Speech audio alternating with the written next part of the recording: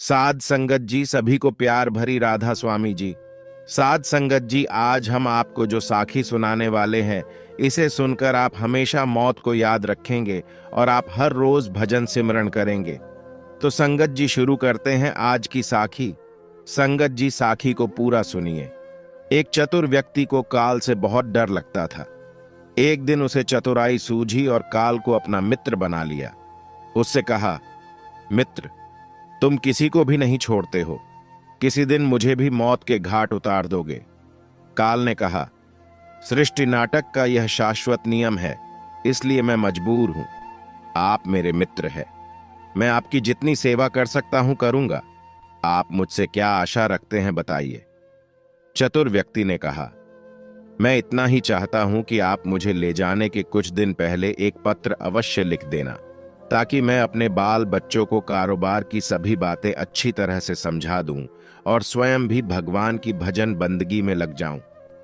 काल ने प्रेम से कहा, यह कौन सी बड़ी बात है, मैं एक नहीं, आपको 4 पत्र भेज दूंगा। मनुष्य बड़ा प्रसन्न हुआ, सोचने लगा कि आज से मेरे मन से काल का भय भी निकल गया। मैं जाने से पहले अपने सभी काम पूरे करके जाऊंगा, तो देवता भी मेरा स्वागत करेंगे। दिन बीतते गए, आखिर मृत्यु की घड़ी आ पहुंची। काल अपने दूतों समेत उस चतुर व्यक्ति के समीप आकर कहने लगा, आपके नाम का वारंट मेरे पास है, मित्र चलिए। मैं सत्यता और दृढ़तापूर्वक अपने स्वामी की आज्ञा का पालन करते हुए एक क्षण भी तुम्हें और यहां नहीं छोड़ूंगा। मनुष्य के होश उड़ गए और कहने लगा, धिक्कार है तुम्हारे जैसे मित्रों पर।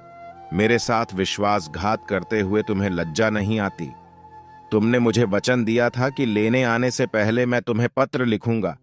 मुझे बड़ा दुख है कि तुम बिना किसी सूचना के अचानक दूतों समेत मेरे ऊपर चढ़ आए। मित्रता तो दूर रही, तुमने अपने वचनों को भी नहीं निभाया। काल हंसा और बोला, मित्र, इतना झूठ तो ना बोलो। मेरे सामने ही मुझे झूठा साबित कर रहे हो। मैंने आपको एक नहीं 4 पत्र भेजे थे, आपने एक भी उत्तर नहीं दिया। मनुष्य ने चौंक कर पूछा, कौन से पत्र, कोई सबूत है? मुझे पत्र प्राप्त होने की कोई डाक रसीद आपके पास है तो दिखाओ। काल ने कहा, मित्र, घबराओ नहीं, मेरे 4 पत्र इस समय आपके पास मौजूद है। मेरा पहला पत्र आपके सिर पर चढ़कर बोला, आपके काले सुंदर बालों को पकड़कर उन्हें सफेद कर दिया और कहा, सावधान हो जाओ, जो करना है कर डालो। नाम, बड़ाई और धन संग्रह के झंझटों को छोड़कर भजन में लग जाओ। पर एरे पत्र का आपके ऊपर जरा भी असर नहीं हुआ।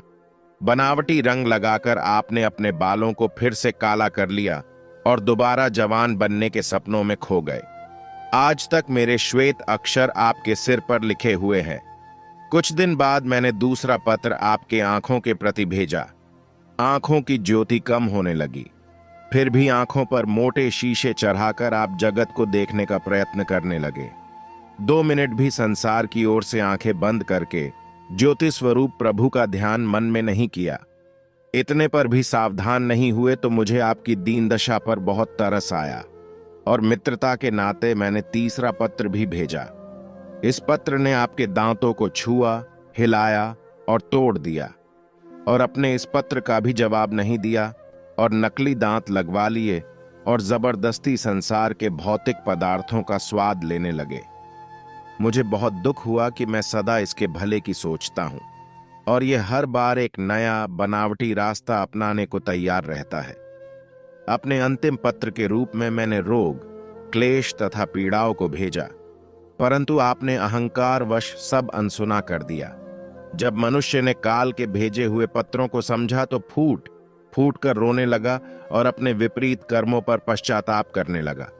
उसने स्वीकार किया कि मैंने गफलत में शुभ चेतावनी भरे इन पत्रों को नहीं पढ़ा।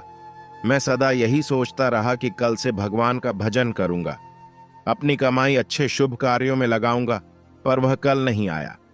काल ने कहा, आज तक तुमने जो कुछ भी किया, राग, रंग, स्वार्थ और भोगों के लिए किया।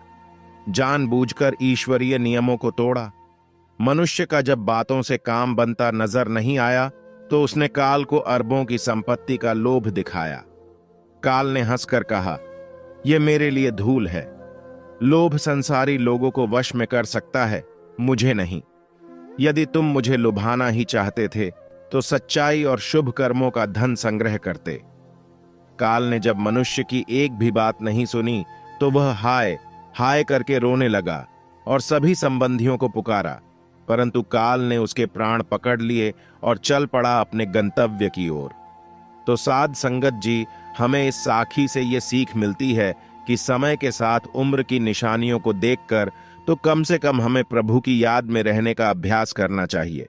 अभी तो कलयुग का अंतिम समय है, इसमें तो हर एक को, चाहे छोटा हो या बड़ा, सबको प्रभु की याद में रहकर ही कर्म करने चाहिए। साध संगत जी, आपको भी चाहिए कि बिना नागा भजन सिमरण करें, क्योंकि काल हमें हर रोज पत्र भेज रहा है। हम हर दिन मां तक के नजदीक जा रहे हैं। अगर ये जन्म हाथ से निकल गया तो कभी हाथ नहीं आएगा। इसलिए मन लगे जाना लगे, हर रोज भजन सिमरण करो। साध संगत जी, अगर आप भी बाबा जी से प्यार करते हैं तो कमेंट में राधा स्वामी जरूर लिखना और इस वीडियो को लाइक और चैनल को सब्सक्राइब जरूर करना, ताकि हम जो भी वीडियो डालें आपके पास सबसे पहले आए। राधा स्वामी जी।